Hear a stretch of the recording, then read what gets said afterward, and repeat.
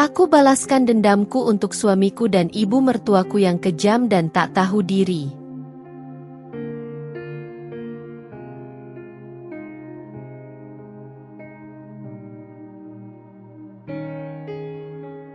Malam itu, hujan deras mengguyur desa kecil tempatku tinggal selama 10 tahun terakhir. Rintik hujan seolah menyuarakan tangis yang selama ini kupendam. Aku, Lila, seorang istri sekaligus menantu yang terperangkap dalam rumah besar tanpa kasih sayang.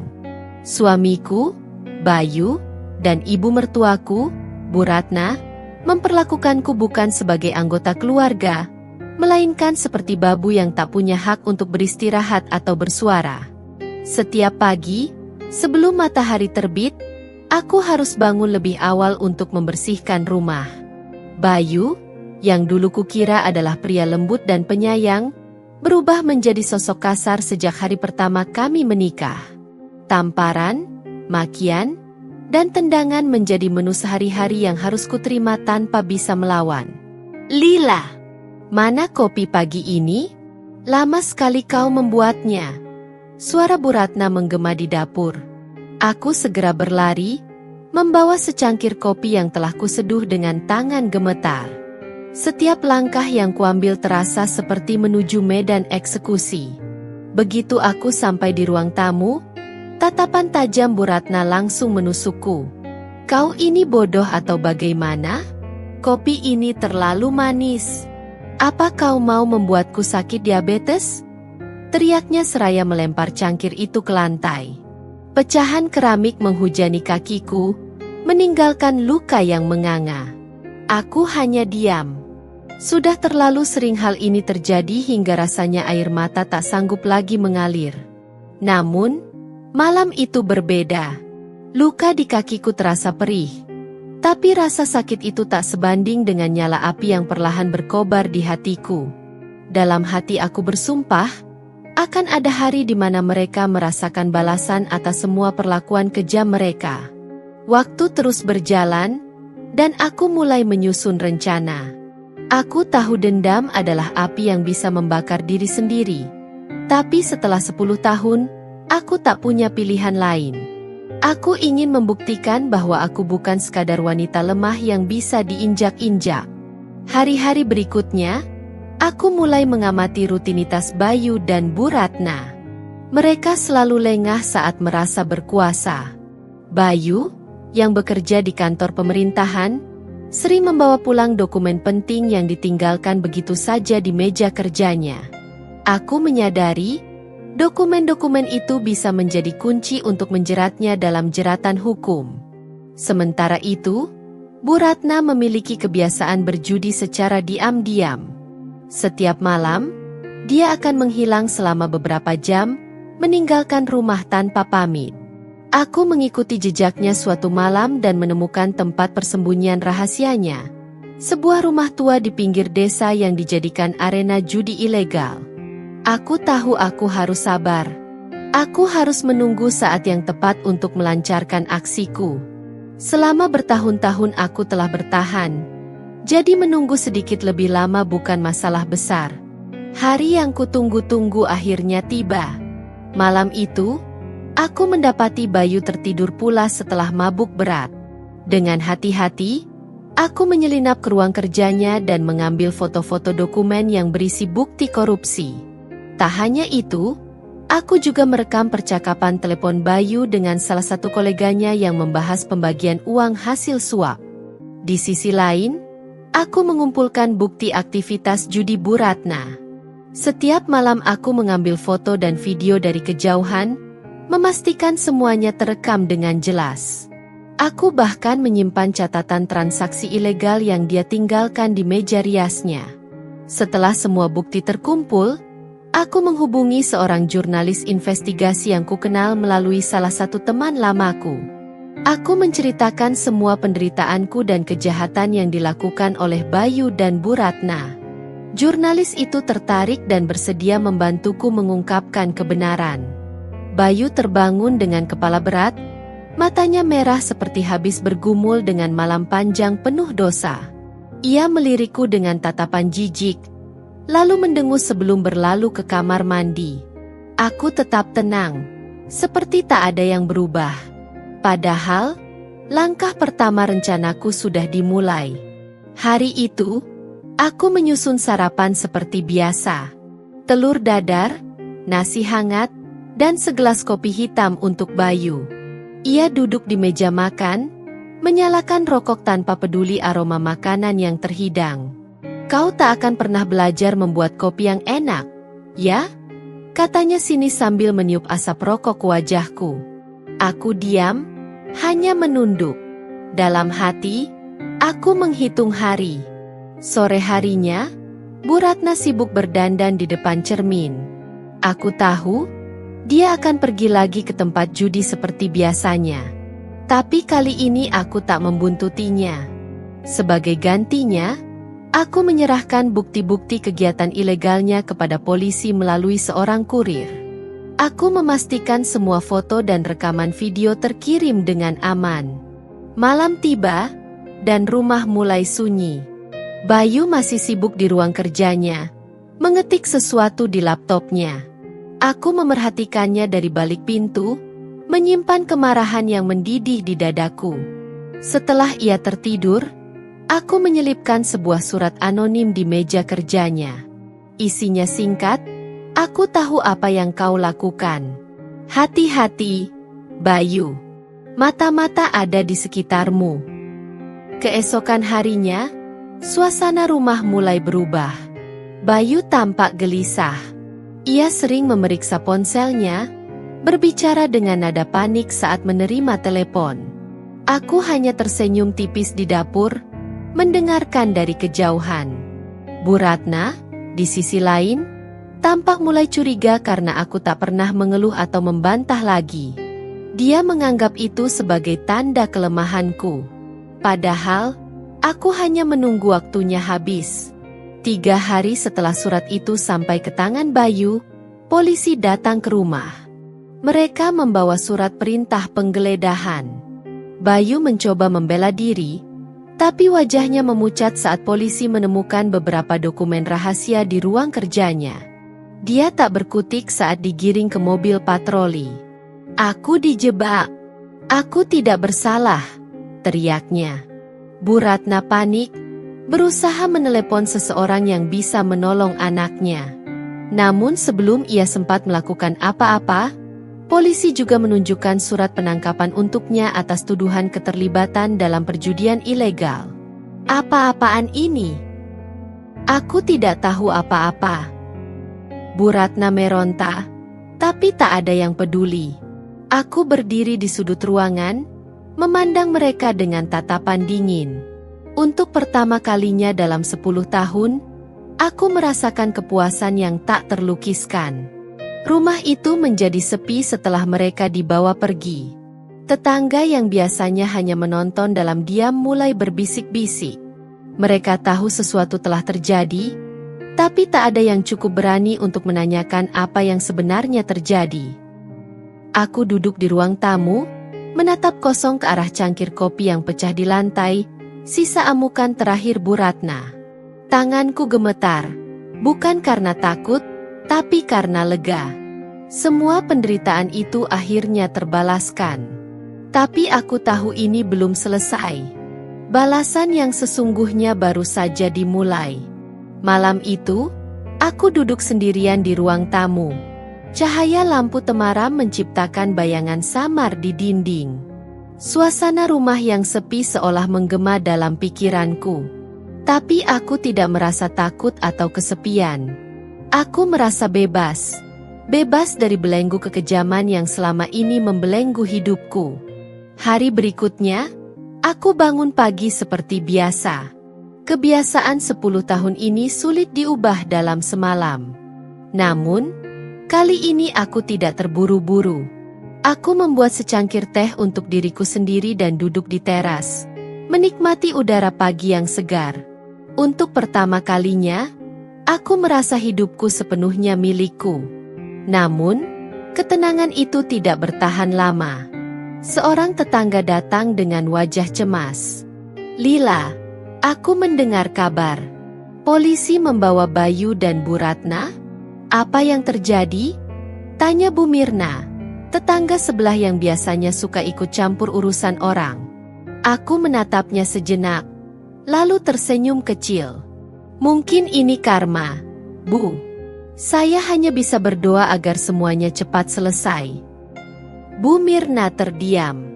Tatapannya seolah mencari celah, mencoba menggali lebih dalam. Tapi aku tidak memberinya kesempatan. Aku masuk ke dalam rumah, meninggalkan dia dengan rasa penasaran yang tak terjawab. Seminggu berlalu sejak Bayu dan Bu Ratna ditahan. Aku mendengar dari berita bahwa Bayu menghadapi tuntutan berat atas korupsi dan penggelapan dana. Sementara itu, Bu Ratna terjerat kasus perjudian ilegal dan diduga terlibat dalam jaringan besar yang sedang diusut. Aku tahu mereka tidak akan kembali dalam waktu dekat. Tapi ada satu hal yang masih mengganjal di hatiku. Aku ingin memastikan mereka merasakan penderitaan yang sama seperti yang mereka timpakan padaku. Aku mengunjungi Bayu di penjara untuk pertama kalinya. Saat aku masuk ke ruang kunjungan, dia menatapku dengan tatapan penuh kebencian.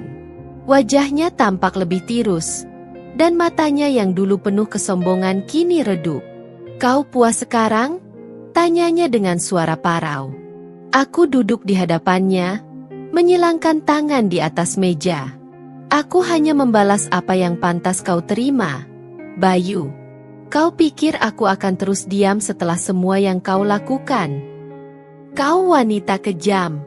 Aku suamimu, Lila.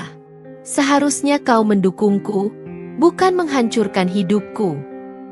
Aku tertawa kecil, tapi tak ada kehangatan dalam tawa itu. "Suami? Sejak kapan kau berperilaku seperti suami?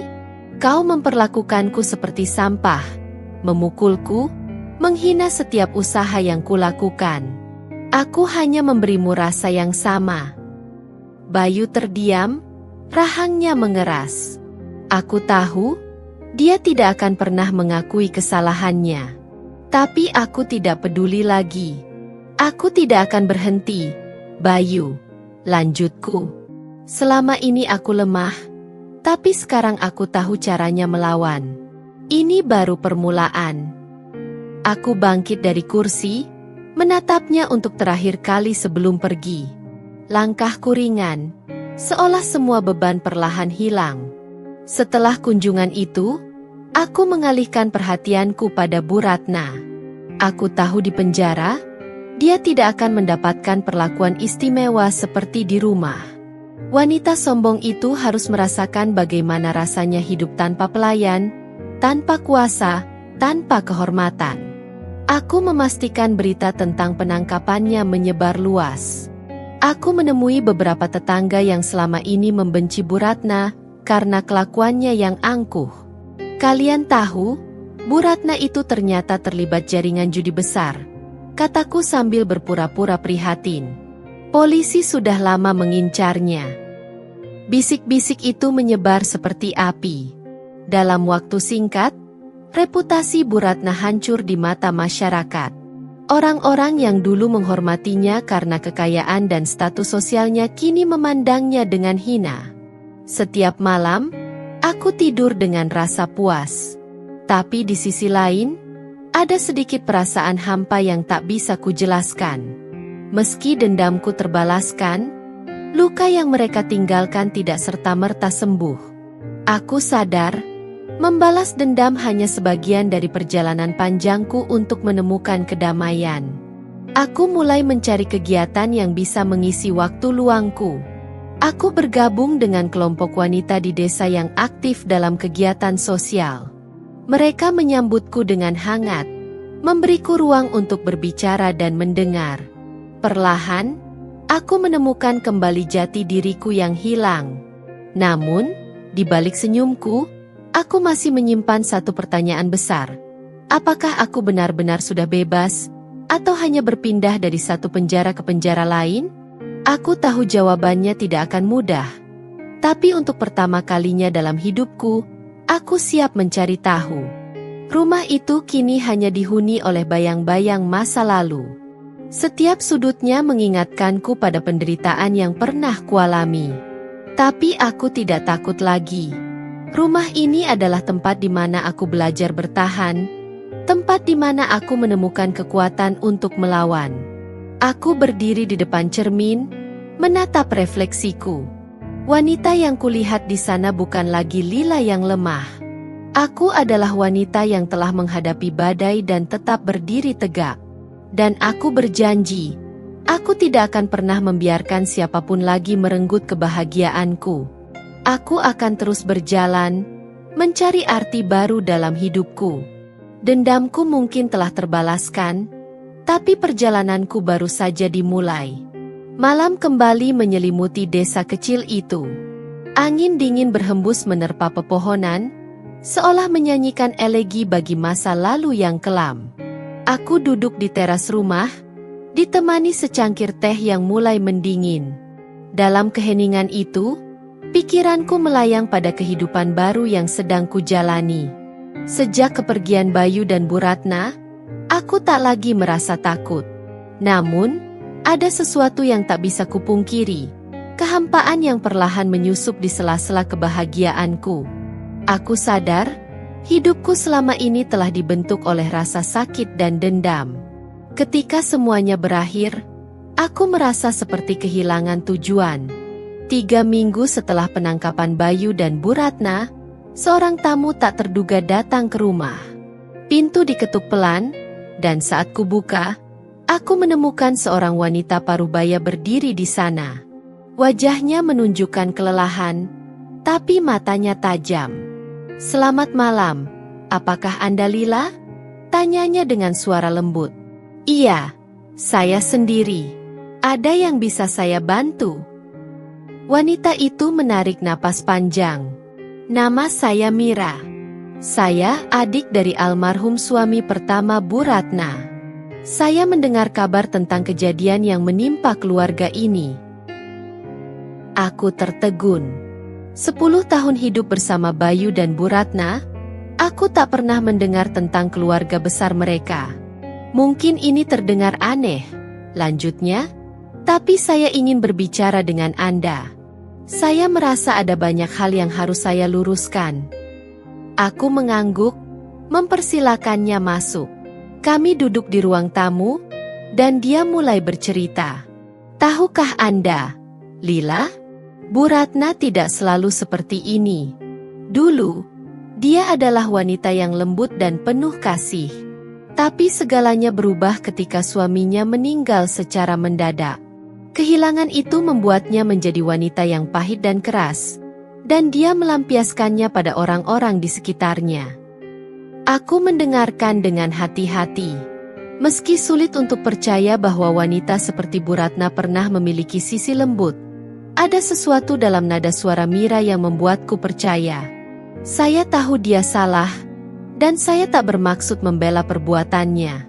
Tapi saya ingin Anda tahu bahwa terkadang, orang yang menyakiti orang lain sebenarnya juga sedang melawan luka mereka sendiri. Kalimat itu menggema di pikiranku.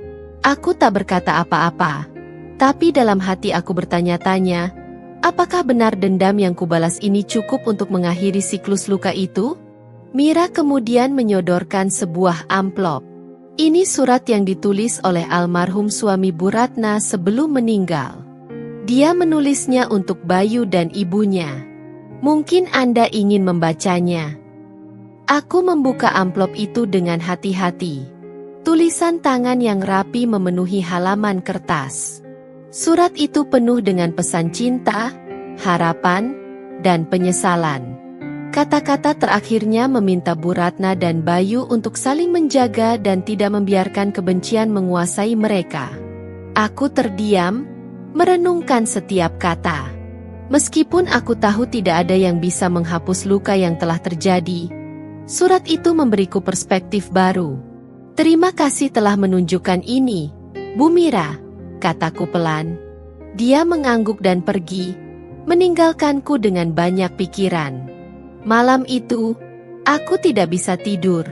Kata-kata di surat itu terus terngiang-ngiang di kepalaku. Keesokan harinya, Aku memutuskan untuk melakukan sesuatu yang tidak pernah terlintas dalam benakku sebelumnya. Aku pergi ke penjara, kali ini untuk menemui Bu Ratna. Saat aku duduk di ruang kunjungan, Bu Ratna masuk dengan wajah yang tampak lebih tua dan lelah. Tatapannya dingin, tapi aku tetap berusaha tenang. "Ada apa lagi? Kau puas melihat aku seperti ini?" tanyanya dengan nada sinis.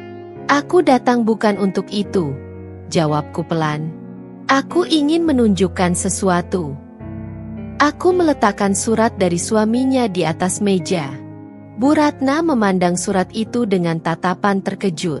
Tangannya gemetar saat mengambilnya, dan matanya perlahan berkaca-kaca saat membacanya. Dia menulis ini?" Suaranya bergetar. "Ya," jawabku singkat. Air mata mulai mengalir di pipinya. Untuk pertama kalinya, aku melihat sisi Bu Ratna yang rapuh. Wanita yang selama ini aku benci ternyata juga manusia, dengan luka yang mendalam. "Aku tidak bisa mengubah masa lalu, Bu," kataku, "tapi aku berharap kita bisa berhenti menyakiti satu sama lain." Dia hanya terdiam, menunduk, dan menangis. Aku tidak tahu apakah pertemuan ini akan mengubah segalanya, tapi setidaknya aku telah mencoba membuka pintu bagi perbaikan. Saat aku meninggalkan penjara, aku merasa beban di dadaku sedikit lebih ringan. Dendam telah membawaku sejauh ini, tapi mungkin sekarang saatnya membiarkan hal lain yang memimpin langkahku. Sesuatu yang lebih kuat daripada kebencian, pengampunan. Hari-hari berikutnya, aku mencoba menjalani hidup dengan cara yang berbeda. Namun, hatiku tetap terasa berat. Pengampunan memang bukan sesuatu yang datang begitu saja. Ia adalah sebuah perjalanan, dan aku masih berada di awal langkah. Setelah kunjunganku ke penjara, aku tak bisa berhenti memikirkan Bayu. Meskipun aku telah membalas semua perlakuannya, ada bagian kecil di hatiku yang masih terhubung padanya. Entah karena kebiasaan atau sisa-sisa cinta yang dulu pernah ada. Sore itu, aku kembali ke penjara. Kali ini untuk menemui Bayu. Meskipun aku tahu dia mungkin masih menyimpan kebencian padaku. Ketika dia duduk di depanku, wajahnya terlihat lebih kusut dan penuh kemarahan. "Untuk apa kau datang lagi? Mau melihat aku menderita?" tanyanya tajam. Aku menghela napas panjang. "Aku tidak datang untuk itu, Bayu. Aku datang karena aku ingin kita bicara. Untuk terakhir kalinya." Bayu menyilangkan tangan di dadanya, jelas tak tertarik. Namun, aku tetap melanjutkan. 10 tahun aku hidup dalam penderitaan di rumah ini, Bayu. Kau dan ibumu memperlakukan aku seperti budak, bahkan lebih buruk. Aku tidak akan memaafkan semua itu dengan mudah. Tapi, di balik semua rasa sakit itu, aku sadar, dendamku juga tidak akan mengubah apapun. Bayu tertawa kecil, penuh sinisme. "Jadi kau kesini untuk ceramah? Kau pikir aku peduli?" Aku menggenggam tanganku erat, menahan emosi. "Tidak, aku tidak peduli apakah kau peduli atau tidak. Aku hanya ingin mengakhiri semuanya di sini. Aku ingin melangkah maju tanpa membawa kebencian lagi, Bayu. Dan aku harap kau juga bisa melakukannya." Tatapannya melunak sedikit, meskipun ia masih memasang wajah keras. "Melangkah maju? Kau kira hidupku akan kembali seperti semula? Aku kehilangan segalanya. Lila, reputasi, kebebasan, bahkan harga diriku. Semua karena kau." Suaranya bergetar, penuh kepahitan. "Aku tahu," jawabku pelan. "Tapi kau harus mengerti, aku tidak membalas untuk menghancurkanmu, Bayu. Aku membalas untuk bertahan. Kalau aku tidak melawan, aku mungkin tidak akan pernah keluar dari neraka yang kalian ciptakan." Bayu terdiam, matanya menatap lurus ke arahku. Aku bisa melihat campuran emosi di sana, kemarahan, penyesalan, dan mungkin sedikit rasa malu. Kau punya pilihan, Bayu, kataku, suaraku melembut. Kau bisa terus menyalahkanku dan tetap tenggelam dalam kebencian. Atau kau bisa mulai menerima kenyataan dan mencoba memperbaiki dirimu. Bayu tidak menjawab. Hanya napasnya yang terdengar, berat dan lambat. Aku tahu percakapan ini mungkin tidak akan mengubahnya sepenuhnya. Tapi aku ingin dia tahu bahwa aku sudah memilih jalan yang berbeda. Aku bangkit dari kursi, memandangnya untuk terakhir kali. Aku berharap kau menemukan kedamaianmu, Bayu. Sama seperti aku mencoba menemukan kedamaianku. Tanpa menunggu jawaban, aku melangkah pergi. Hari-hari berlalu dengan lambat, tapi aku merasa ada sesuatu yang mulai berubah dalam diriku. Aku tak lagi terbangun dengan rasa marah atau takut. Aku mulai mengisi waktuku dengan hal-hal yang memberiku kebahagiaan kecil. Berkebun, membaca buku, dan berinteraksi dengan tetangga yang kini memandangku dengan lebih hormat. Suatu pagi, aku menerima surat dari penjara. Surat itu berasal dari Bayu. Aku membuka amplop itu dengan perasaan campur aduk. Tulisan tangannya tampak berantakan, seolah ditulis dengan penuh emosi. Lila. Aku membaca surat ini berkali-kali sebelum memutuskan untuk menulis balasan. Aku tidak tahu apa yang membuatmu datang menemuiku waktu itu. Aku masih marah, masih merasa dikhianati. Tapi, di sisi lain, aku juga sadar bahwa aku telah salah. Mungkin aku tidak akan pernah bisa meminta maaf dengan cara yang cukup untuk membalas semua yang telah kulakukan padamu. Tapi aku ingin kau tahu, aku akan mencoba. Tidak untukmu, tapi untuk diriku sendiri. Aku tidak tahu apakah kau bisa memaafkanku. Tapi aku ingin berterima kasih karena kau memberi aku kesempatan untuk merenung. Untuk pertama kalinya, aku mulai memahami arti dari semua ini. Baik. Aku menutup surat itu dengan tangan gemetar. Air mata perlahan mengalir di pipiku, bukan karena sedih, tapi karena lega. Mungkin ini adalah langkah pertama menuju sesuatu yang lebih baik. Aku tahu perjalanan ini belum selesai. Tapi untuk pertama kalinya, aku merasa siap untuk menghadapi apapun yang ada di depan. Bukan dengan dendam, melainkan dengan hati yang lebih kuat. Hari-hari berlalu, dan surat dari Bayu menjadi sesuatu yang tak pernah kusangka akan kubaca. Walau isinya tak mengubah luka yang sudah ada, aku merasakan ada titik terang kecil di ujung lorong panjang kehidupanku. Namun, kedamaian itu tak bertahan lama.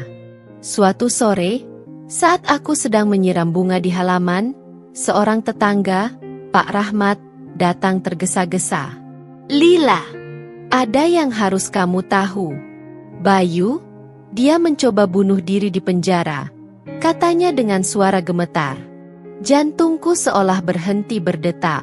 Tanganku yang memegang selang gemetar hebat. Apa? Bagaimana keadaannya sekarang? Dia selamat, tapi keadaannya masih kritis. Polisi memberitahuku karena aku sempat menjadi saksi saat kasusnya diproses. Aku pikir, kau perlu tahu. Aku terduduk di bangku teras, napasku sesak. Bayu mencoba mengakhiri hidupnya? Kenapa? Apakah semua yang kukatakan waktu itu justru membebaninya lebih dalam? Malam itu, aku tak bisa tidur. Bayangan Bayu di ruang penjara terus menghantuiku.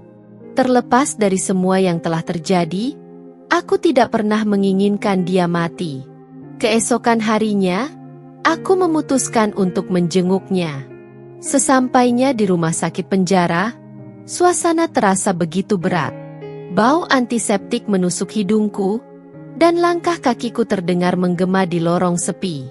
Di kamar itu, aku melihat Bayu terbaring lemah.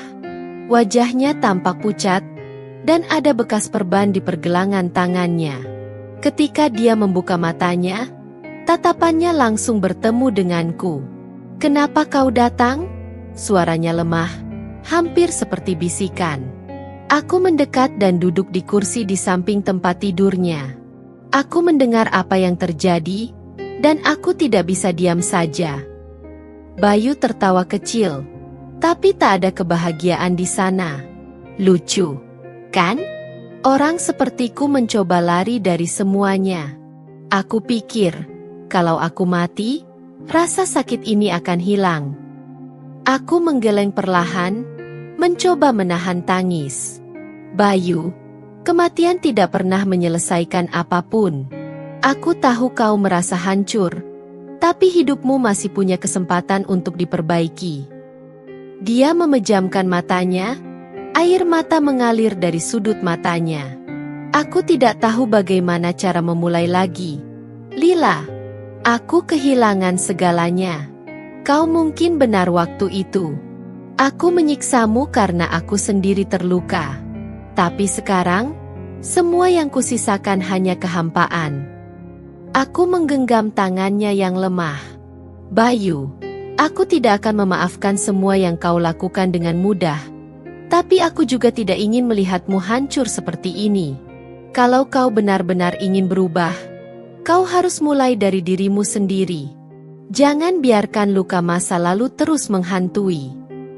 Dia tidak menjawab, hanya terisak pelan. Aku tahu ini bukan proses yang mudah, baik untuknya maupun untukku. Tapi aku percaya, meski perjalanan ini panjang, ada harapan di ujungnya. Beberapa minggu setelah kejadian itu, aku mulai melihat perubahan kecil pada Bayu. Lewat surat yang dikirimnya, dia bercerita tentang upayanya untuk mencari makna baru dalam hidup. Dia mulai belajar agama lebih dalam, membaca buku, dan mengikuti kegiatan pembinaan di penjara. Meski hubungan kami tidak akan pernah sama seperti dulu, aku merasa ada ketenangan yang perlahan tumbuh. Aku tidak lagi terikat oleh dendam, dan meski luka itu tetap ada, aku bisa melangkah dengan lebih ringan. Di rumah, aku mulai menata ulang hidupku. Aku menjual beberapa perabot lama yang mengingatkanku pada masa-masa kelam, menggantinya dengan hal-hal yang membawa kebahagiaan kecil. Taman kecil di halaman kini menjadi tempat favoritku untuk bermeditasi dan menenangkan pikiran. Tetangga-tetangga yang dulu hanya melihatku sebagai istri dari Bayu kini mulai menghargai aku sebagai pribadi. Mereka sering mengundangku untuk ikut dalam berbagai kegiatan sosial. Aku merasa diterima, sesuatu yang belum pernah kurasakan sebelumnya. Namun, aku sadar perjalanan ini belum sepenuhnya selesai. Ada satu hal lagi yang harus kulakukan, mengunjungi Bu Ratna untuk terakhir kalinya. Aku tahu, dia masih menyimpan kebencian padaku. Tapi aku tidak ingin membawa perasaan itu bersamaku selamanya. Ketika aku menemui Bu Ratna di penjara, dia menatapku dengan tajam, seolah menantangku untuk berbicara. Apa lagi yang kau inginkan dariku, Lila? Tanyanya dingin. Aku menarik napas panjang. Tidak ada. Aku hanya ingin mengatakan bahwa aku telah melepaskan semua dendamku. Aku tidak akan pernah melupakan apa yang telah kau lakukan, tapi aku juga tidak ingin hidup dalam bayang-bayang kebencian lagi.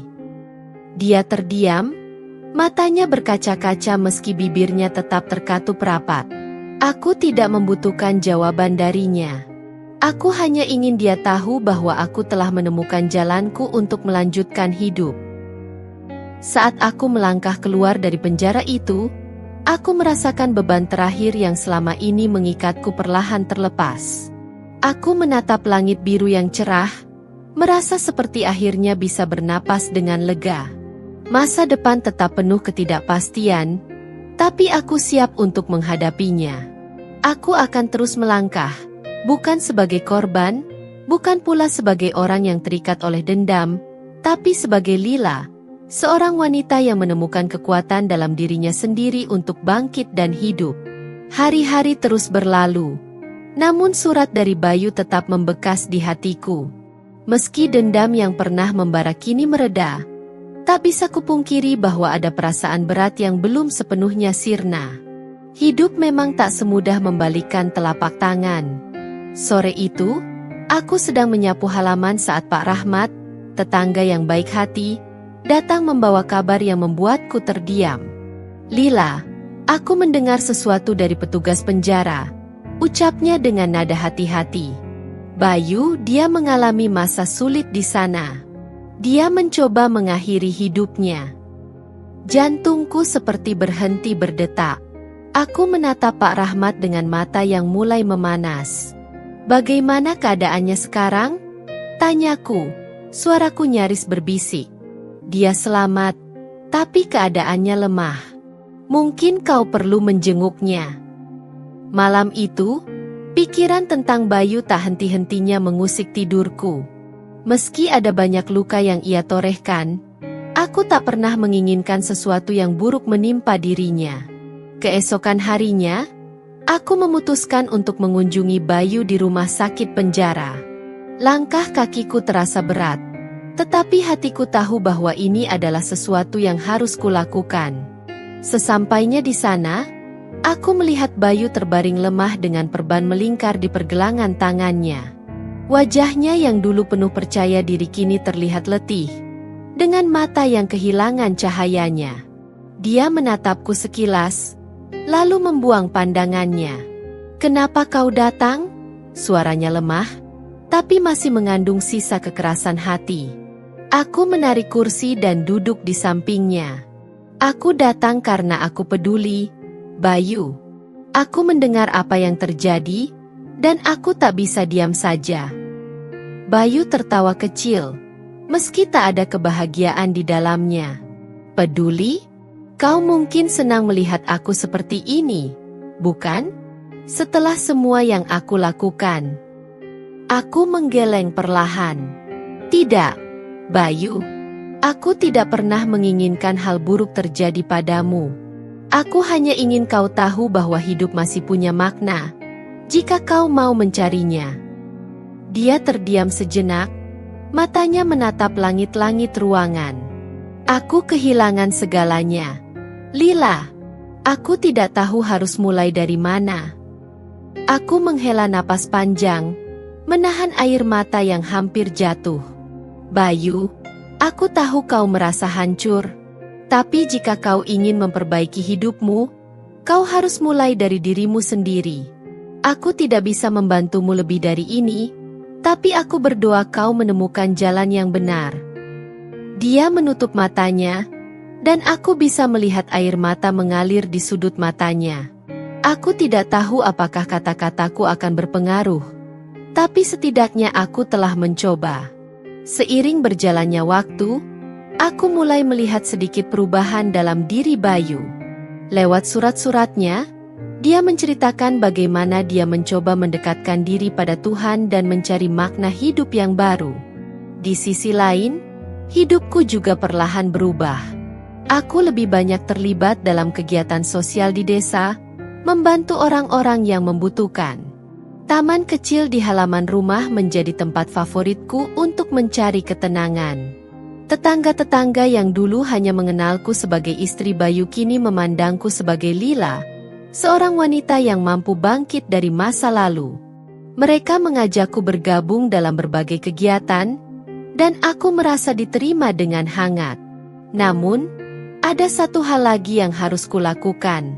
Aku tahu, aku harus menemui Bu Ratna untuk terakhir kalinya. Bukan untuk mengungkit masa lalu, tetapi untuk melepaskan semua yang masih membelenggu hatiku. Ketika aku duduk di ruang kunjungan penjara, Bu Ratna menatapku dengan dingin. "Apa lagi yang kau inginkan dariku?" tanyanya singkat. Aku menatapnya dengan tenang. "Aku datang untuk mengakhiri semuanya, Bu. Aku tak akan melupakan apa yang telah terjadi, tapi aku juga tak ingin hidup dalam bayang-bayang kebencian lagi." Matanya berkedip cepat, seolah mencoba menahan air mata. Aku tahu ia mungkin tak akan pernah mengucapkan permintaan maaf, tetapi itu tak lagi penting bagiku. Aku bangkit dari kursi, menatapnya untuk terakhir kali.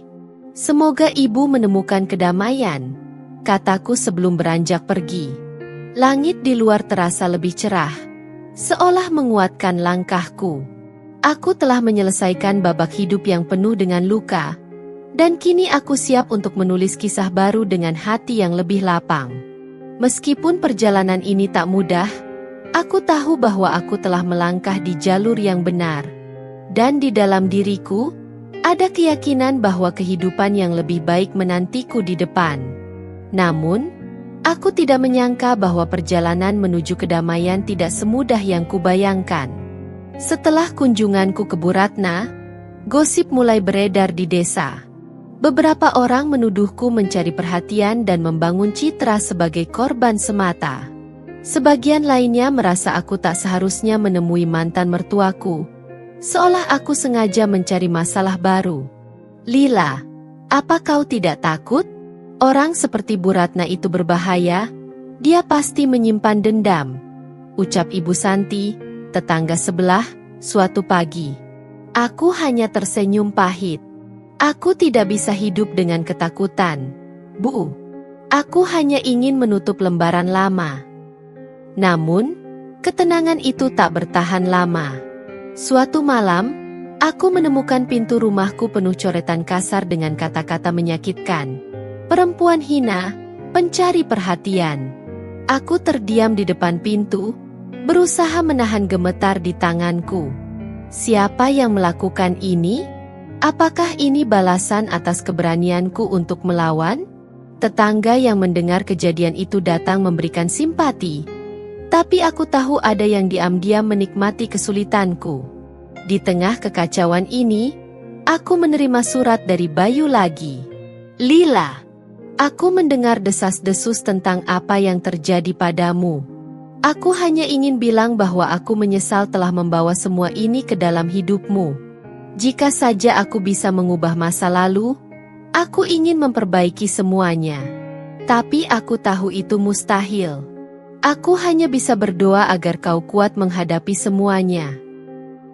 Aku membaca surat itu berulang kali, mencoba mencari kejujuran di balik kata-katanya. Entah kenapa, ada sesuatu dalam surat itu yang membuatku merasa bahwa Bayu sedang menghadapi masalah besar. Beberapa hari kemudian, kabar mengejutkan kembali menghampiriku. Seorang petugas penjara datang ke rumahku, membawa pesan serius. Bu Lila, kami menemukan sesuatu yang mencurigakan.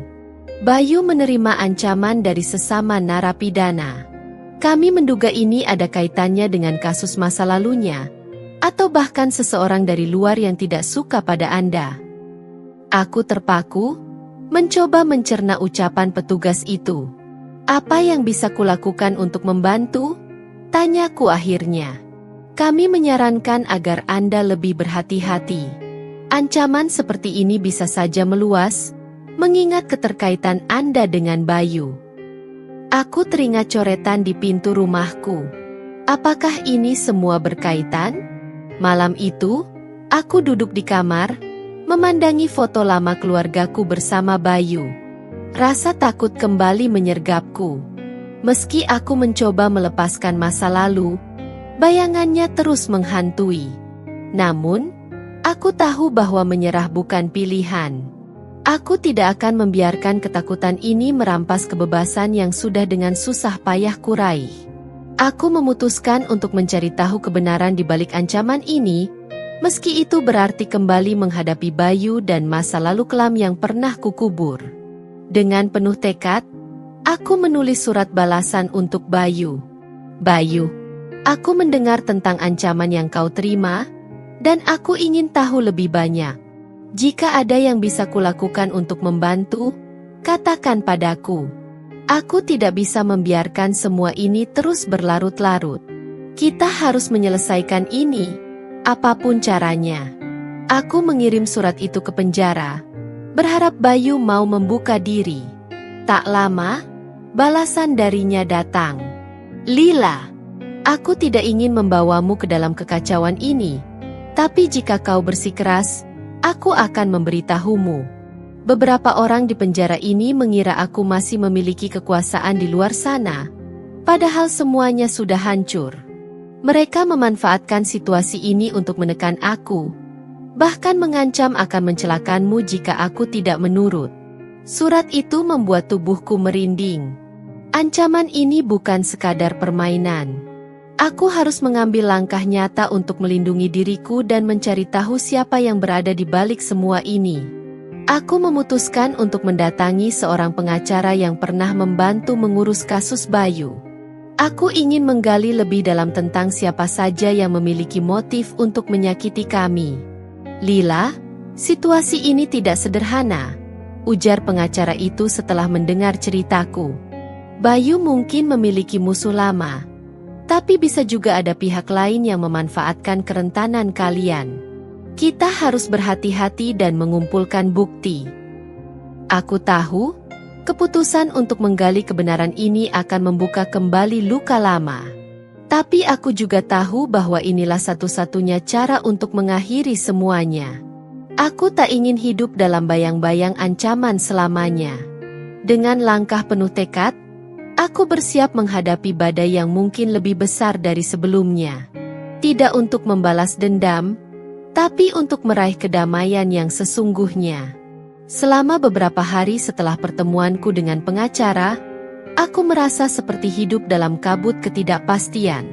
Setiap malam aku terbangun dengan perasaan gelisah, memikirkan ancaman yang bisa saja menyerang kapan saja. Namun, aku tahu tak ada gunanya terus bersembunyi. Aku harus bergerak. Surat dari Bayu menyebutkan nama seseorang, Rahman.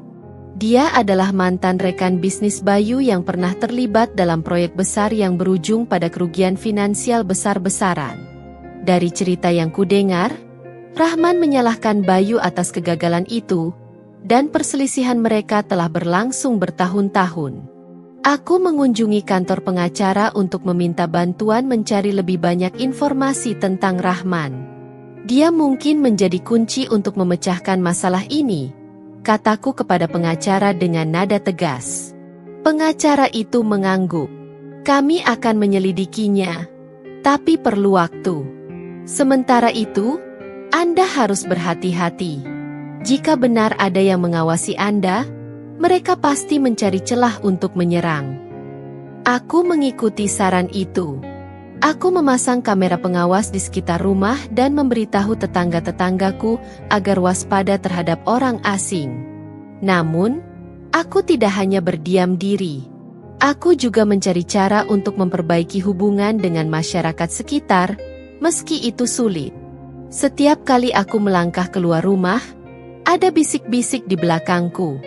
Orang-orang masih menganggapku sebagai bagian dari keluarga Bayu, yang membuatku sulit mendapatkan kepercayaan penuh.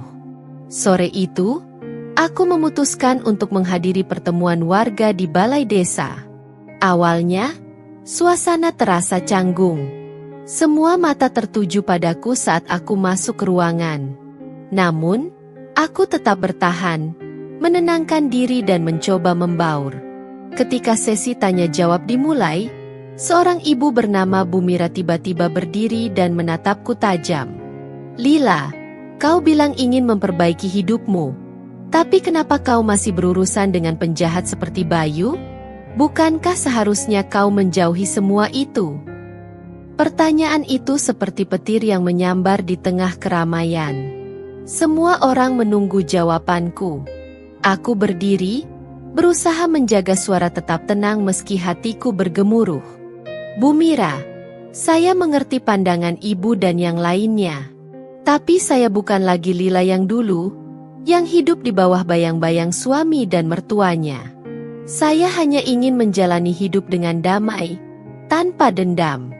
Namun, ancaman ini bukan hanya soal masa lalu saya, tapi juga soal keselamatan saya dan keluarga. Jika saya diam, siapa yang akan melindungi saya? Ruangan itu hening sejenak sebelum Pak Rahmat, tetangga yang selalu mendukungku, angkat bicara. Kita semua tahu bagaimana hidup Lila selama ini. Dia sudah cukup menderita.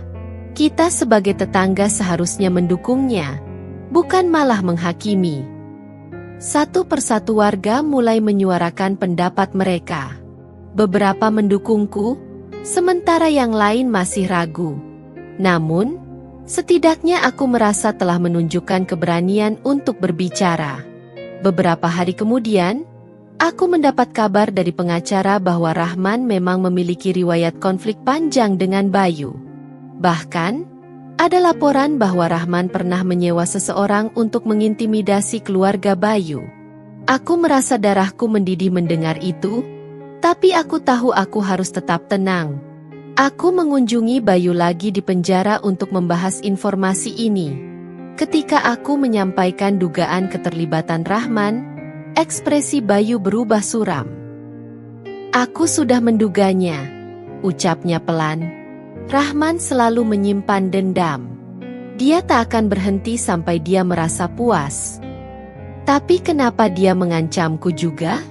Aku tak ada hubungannya dengan konflik kalian," tanyaku. Bayu menatapku, matanya penuh penyesalan. "Lila, dia tahu satu hal yang paling menyakitkan bagiku, membuatmu terluka. Itulah caranya membalas dendam." Mendengar itu, aku merasa hatiku seperti ditusuk. Aku tidak pernah menyangka bahwa konflik masa lalu Bayu akan menyeretku sejauh ini. Aku tidak akan membiarkan dia menghancurkan hidupku lagi. "Bayu, aku akan mencari keadilan untuk diriku sendiri," kataku dengan tegas. Bayu menundukkan kepala. "Aku percaya padamu, Lila. Aku hanya berharap kau berhati-hati." Setelah pertemuan itu, aku mulai bekerja sama dengan pengacara dan pihak berwenang untuk mengumpulkan bukti terhadap Rahman. Proses ini tidak mudah, karena Rahman memiliki banyak koneksi dan kekuasaan. Namun, aku tak gentar. Sementara itu, ancaman terus berdatangan. Suatu malam, aku mendengar suara pecahan kaca dari ruang tamu. Ketika aku keluar, aku menemukan batu besar yang dilempar ke dalam rumahku, dengan secari kertas bertuliskan, "Berhenti mencari masalah, atau kau akan menyesal."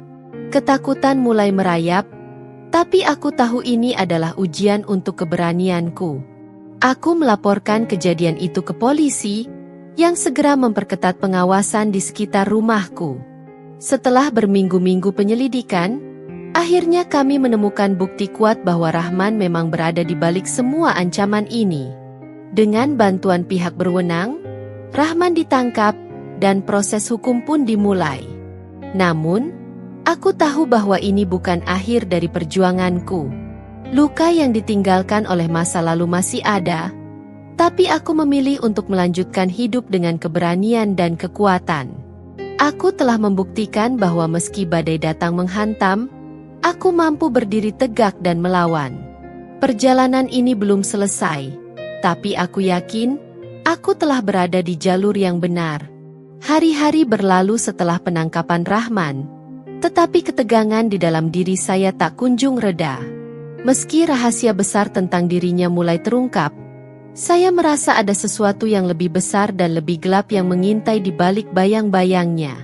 Ancaman terhadap saya belum sepenuhnya berhenti, dan aku mulai merasa bahwa masalah ini masih jauh dari selesai. Suatu malam, sekitar 2 minggu setelah Rahman ditangkap, saya mendengar ketukan keras di pintu rumahku. Jantungku berdebar hebat. Ketika saya membuka pintu, saya terkejut menemukan sebuah amplop coklat besar tergeletak di depan pintu tanpa ada siapapun di sana. Meskipun tubuhku kaku karena ketakutan, aku memberanikan diri untuk membuka amplop itu. Dalam amplop tersebut terdapat foto-foto saya yang diambil secara diam-diam. Foto saya sedang berbicara dengan pengacara, foto saya sedang keluar dari rumah sakit, bahkan ada foto saya ketika saya berbicara dengan Bayu di penjara. Semua itu disertai dengan pesan tertulis yang menegangkan. "Ini baru permulaan. Lila, kau tidak tahu siapa yang benar-benar mengendalikan permainan ini. Berhenti berusaha membuka masa lalu. Jika tidak, apa yang akan terjadi padamu tidak akan semudah yang kau bayangkan. Kau akan menyesal." Badan saya gemetar saat membaca pesan itu.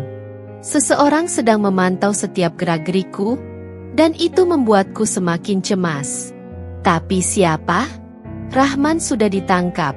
Apakah ada pihak lain yang terlibat? Keesokan harinya, saya memutuskan untuk pergi ke kantor polisi dan melaporkan ancaman baru ini.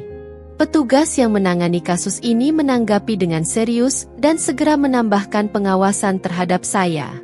Namun, mereka juga mengatakan bahwa jika ini adalah permainan orang yang lebih kuat di balik layar, mereka mungkin akan sulit untuk menangani dengan cepat. Lila, kau harus lebih berhati-hati. Orang yang melakukan ini pasti memiliki pengaruh yang besar, dan mereka akan berusaha mengendalikan semuanya dari bayangan. Jangan ragu untuk melapor jika ada hal mencurigakan, kata Pak Arman, petugas yang menangani kasus ini. Namun, meski ada perlindungan dari pihak berwajib, rasa takut semakin menguasai diri saya. Setiap langkah yang saya ambil terasa terperangkap dalam ancaman yang datang tanpa henti. Saya merasa terasing, bahkan oleh tetangga-tetangga yang dulu mendukungku. Mereka sekarang mulai memandangku dengan penuh curiga. Suatu malam yang gelap, saya menerima telepon dari nomor yang tidak dikenal. Ketika saya mengangkatnya, suara berat dan kasar terdengar di seberang sana. Kau benar-benar berpikir bisa melarikan diri dari masa lalu, Lila? Ini bukan permainan yang bisa kau selesaikan begitu saja. Bayu dan keluarganya adalah bagian dari masalah ini, dan selama kau masih terhubung dengan mereka, kau akan selalu menjadi sasaran, ujar suara itu dengan penuh ancaman. Aku terdiam, napasku terhenti. Siapa ini? Tanyaku dengan gemetar. Apa yang kau inginkan dariku? Semua yang kau cari akan hilang begitu saja. Bayu hanyalah pion dalam permainan ini, dan kau, Lila, akan menjadi korban berikutnya. Jawab suara itu dengan tawa sinis, lalu sambungan telepon terputus. Suara itu begitu asing, namun terasa seperti datang dari masa lalu yang ingin kututup rapat-rapat. Pikiranku mulai berputar, mencoba mencari tahu siapa yang ada di balik semua ini. Apa yang sebenarnya terjadi? Apakah ada sesuatu yang lebih besar dan lebih gelap daripada yang kubayangkan? Keesokan harinya, saya menemui Bayu lagi di penjara. Wajahnya yang lelah terlihat lebih dalam, seolah menyimpan beban berat. Ada yang mencoba mengintai kita. Lila, aku mendengar kabar tentangmu, dan aku rasa orang itu bukan hanya sekadar musuh lama. Dia lebih kuat dari yang kita kira, kata Bayu dengan suara serak. Kita harus mencari tahu siapa itu. Bayu, aku tidak bisa terus hidup dalam ketakutan seperti ini, jawabku, mataku penuh tekad. Bayu mengangguk perlahan. Aku akan mencari cara untuk memberitahumu lebih banyak, tapi kita harus berhati-hati. Mereka tak akan segan-segan menghabisi kita. Kembali ke rumah, aku mulai merasa cemas. Tak hanya ancaman fisik, tetapi juga ketidakpastian yang menghantui hatiku. Rasa khawatir menyeluruh semakin membuatku merasa terpojok. Hari-hari setelah itu terasa semakin mencekam.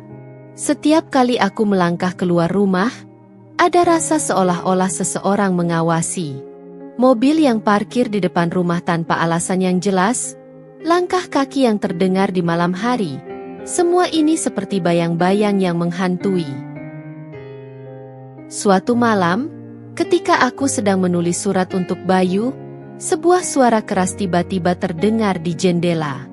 Aku berlari keluar dan melihat sebuah mobil hitam yang bergerak menjauh dengan cepat. Ada sesuatu yang salah, dan aku merasa ini adalah ancaman yang lebih besar lagi. Tak lama setelah itu, polisi menghubungiku dan memberitahu bahwa Rahman, yang sudah ditangkap, ternyata memiliki jaringan yang jauh lebih luas. Ia terhubung dengan orang-orang berpengaruh yang memiliki kekuatan di berbagai bidang. Polisi bahkan menduga bahwa beberapa pejabat tinggi terlibat dalam permainan ini. Mereka memperingatkan aku untuk lebih berhati-hati, karena orang-orang yang terlibat memiliki cara-cara licik untuk menyembunyikan jejak mereka. Rasa takut semakin mencekam. Namun aku tahu satu hal, jika aku membiarkan ketakutan ini menguasai, maka aku akan kalah. Saya harus terus bertahan. Meskipun itu berarti harus menghadapi kebenaran yang lebih kelam daripada yang pernah kubayangkan. Namun, di balik ketegangan yang semakin memuncak, ada satu pertanyaan yang terus berputar di pikiranku. Siapa yang benar-benar mengendalikan permainan ini? Suasana rumahku semakin mencekam. Hari-hari yang kulalui penuh dengan perasaan terjebak. Seperti berada dalam sebuah labirin yang tak pernah berujung. Setiap langkah terasa seperti perangkap, dan aku tak tahu kapan ancaman itu akan menghantamku.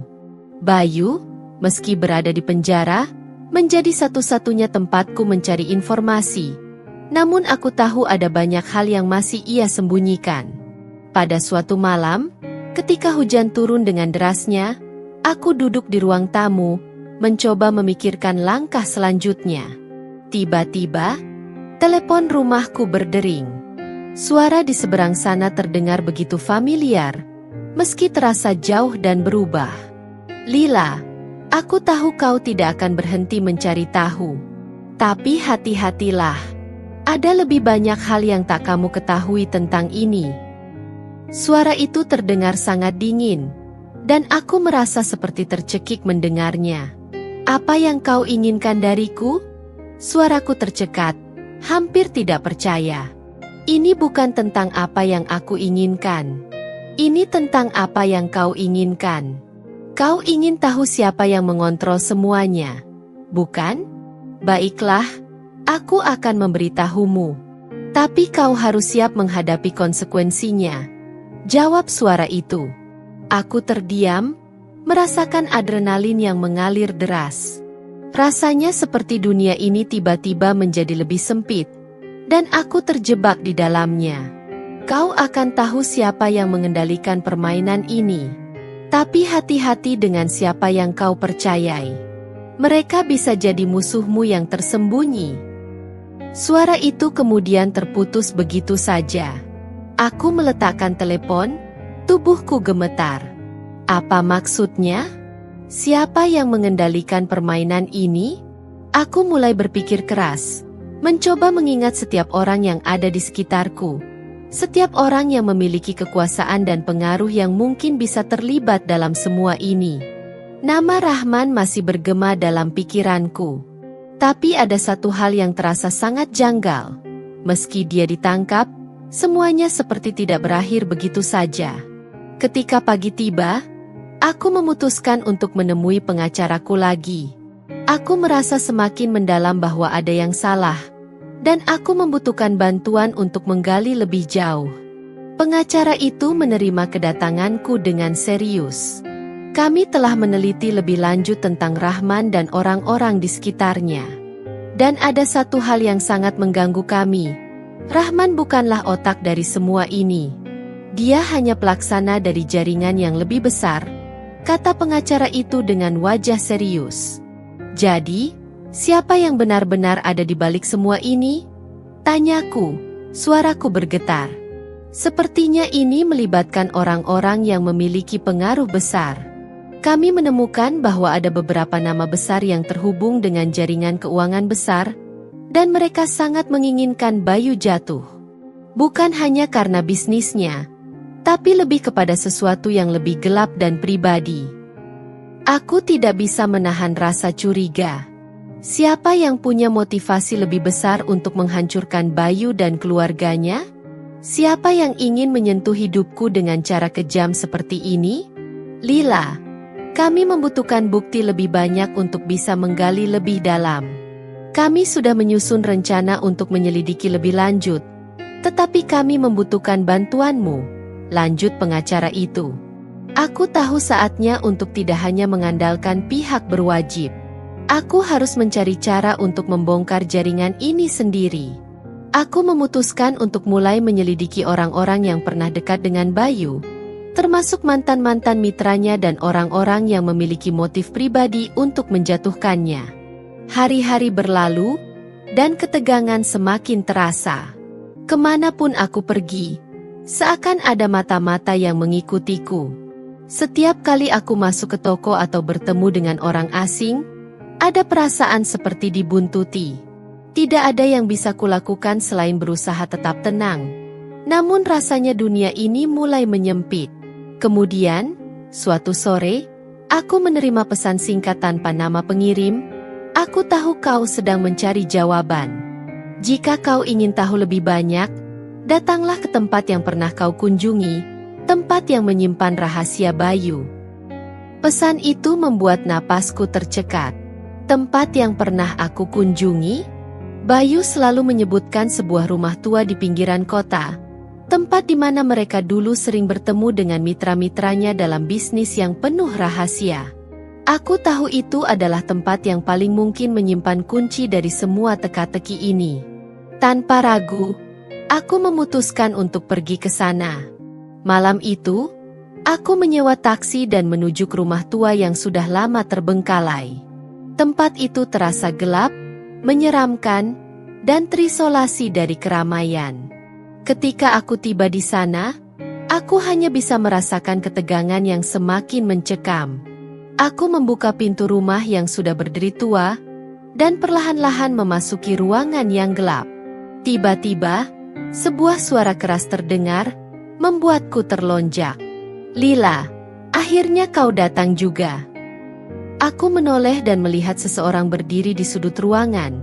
Wajahnya tertutup bayangan, tapi aku bisa merasakan ada sesuatu yang familiar. "Siapa kamu?" tanyaku, berusaha tetap tegas meski hatiku berdegup kencang. "Pasti kau sudah banyak bertanya-tanya tentang siapa yang benar-benar mengendalikan semua ini," jawab suara itu, yang sekarang semakin jelas terdengar. Tiba-tiba, seseorang keluar dari bayangan itu dan aku hampir tak bisa mempercayainya. "Bayu, apa yang terjadi? Kenapa kamu di sini?" tanyaku dengan suara gemetar. "Aku terpaksa," jawab Bayu dengan wajah yang kosong. "Rahman bukanlah orang yang mengendalikan semuanya. Aku yang selama ini menjadi alat dalam permainan ini. Semua ini dirancang oleh mereka yang berada di balik jaringan keuangan gelap yang tak pernah kita duga. Dan kau, Lila, sudah terjebak di dalamnya tanpa tahu apa yang sebenarnya terjadi." Aku merasa dunia seakan runtuh di sekelilingku.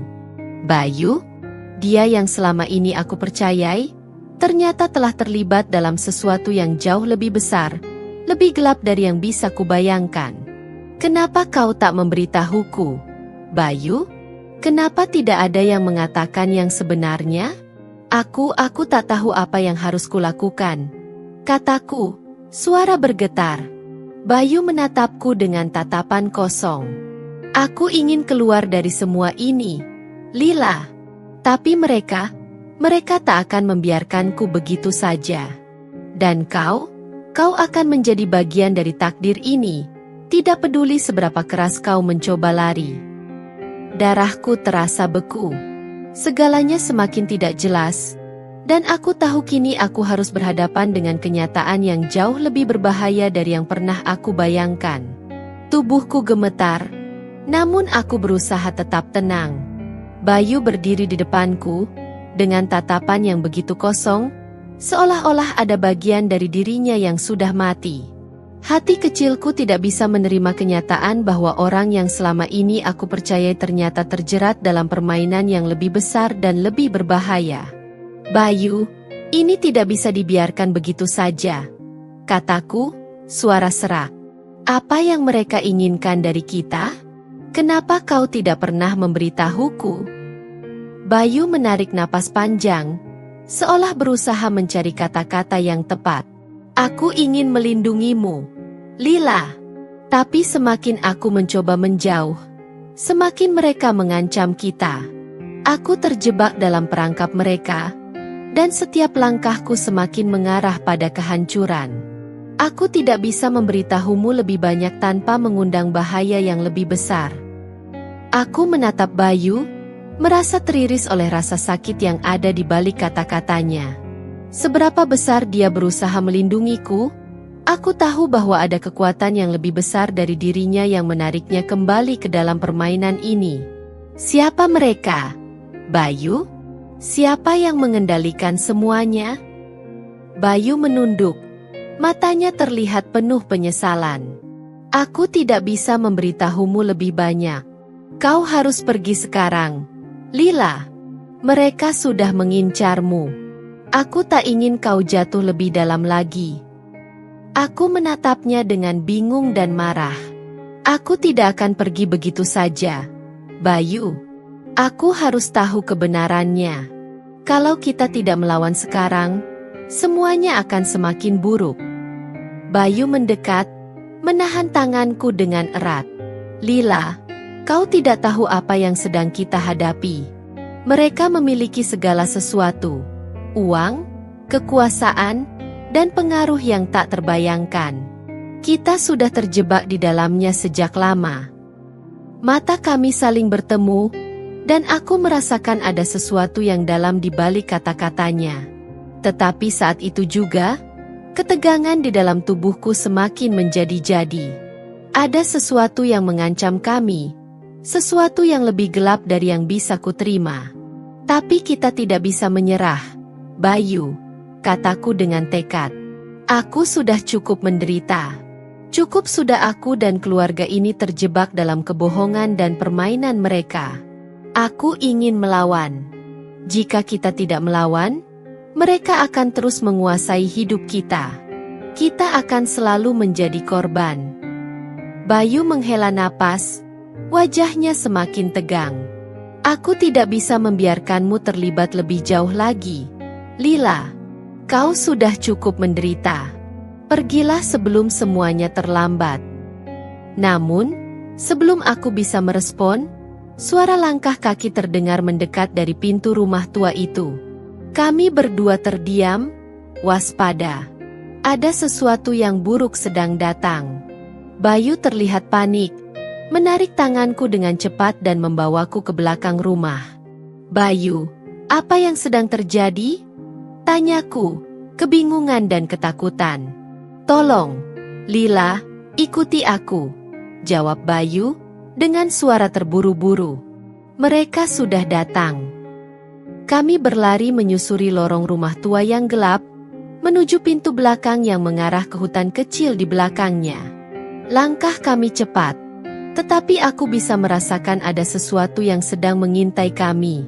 Tiba-tiba, aku mendengar suara pintu depan terbuka dengan keras, diikuti dengan suara langkah kaki yang berat.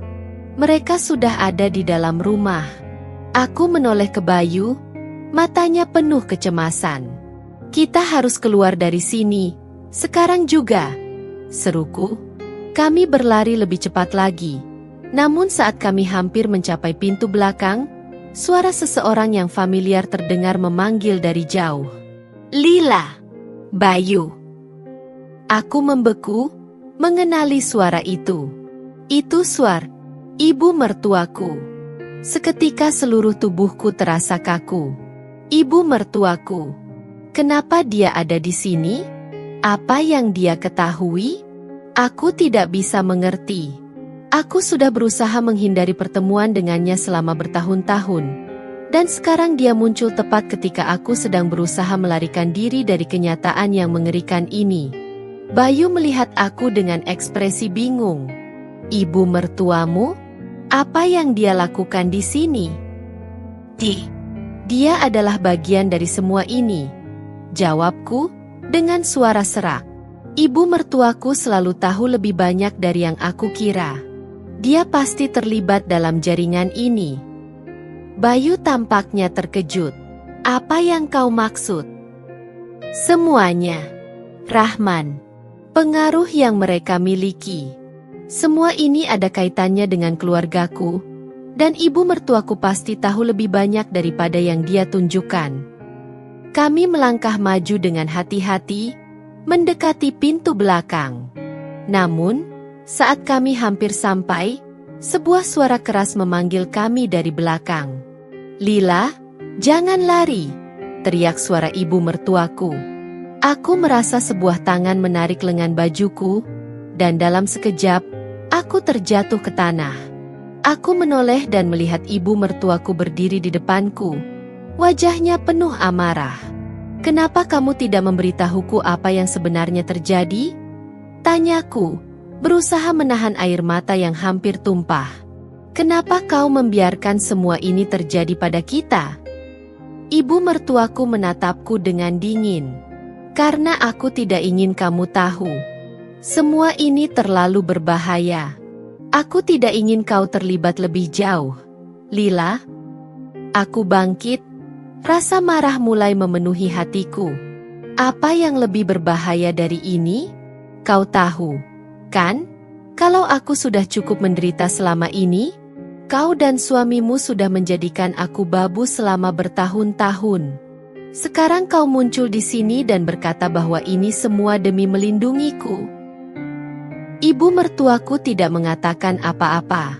Wajahnya justru menunjukkan ekspresi yang lebih suram, seolah ada sesuatu yang lebih gelap yang sedang disembunyikan. Terlalu banyak yang tidak kamu pahami, Lila, katanya pelan, sebelum melangkah mundur. Dan kau tidak akan pernah tahu kebenarannya. Saat itu, aku merasa benar-benar terperangkap. Semuanya sudah semakin jauh dari jangkauanku, dan aku tidak tahu lagi siapa yang bisa dipercaya. Namun, satu hal yang aku yakini, aku harus menemukan kebenaran, apapun risikonya. Aku menatap ibu mertuaku dengan pandangan tajam, berusaha menahan segala amarah yang mulai menguasai diriku. Semua kebohongan, semua penderitaan yang kuterima selama bertahun-tahun kini terungkap dalam benakku seperti serpihan kaca tajam. Mengapa dia tidak pernah memberitahuku apa yang terjadi di balik layar? Kenapa dia tidak pernah memberiku kesempatan untuk tahu yang sebenarnya? Ibu mertuaku hanya berdiri diam, matanya menunduk. Sebuah kekosongan yang dalam tampak di wajahnya. Rasanya semua kata-kata yang ingin kuucapkan terjebak di tenggorokanku. Aku ingin berteriak, ingin melepaskan segala perasaan sakit dan marah, tetapi bibirku terkunci rapat. Cukup sudah, seruku akhirnya, suaraku hampir pecah. Jangan berpura-pura melindungiku. Selama ini, kau justru yang membuat hidupku lebih sulit. Semua yang terjadi pada Bayu dan aku, semua kebohongan itu ada padamu. Ibu mertuaku perlahan mengangkat wajahnya. Ada kelelahan di matanya, tetapi juga rasa kesal yang mendalam. Kau tidak tahu apa yang sebenarnya terjadi, Lila. Kau tak bisa mengerti. Aku hanya mencoba melindungimu. Dan kau tak bisa mengubah apa yang sudah terjadi. Aku mendekat, menatapnya dalam-dalam. Aku sudah cukup menderita, Ibu. Cukup. Bayu sudah kehilangan segalanya. Dan aku bahkan hampir kehilangan diriku sendiri karena terjebak dalam kebohongan kalian. Dia menutup matanya sejenak, lalu membuka dengan perlahan. Kau harus berhenti mencari tahu lebih dalam, Lila. Kau tidak akan menemukan apa yang kau cari. Keputusan sudah diambil. Dan ada banyak hal yang lebih besar daripada yang bisa kamu bayangkan. Semuanya sudah berjalan terlalu jauh. Aku merasa ada sesuatu yang lebih besar, yang lebih gelap, yang sedang disembunyikan oleh ibu mertuaku. Semua perkataannya seperti potongan teka-teki yang belum bisa kupecahkan. Ada sesuatu yang tak bisa kujelaskan. Sebuah perasaan bahwa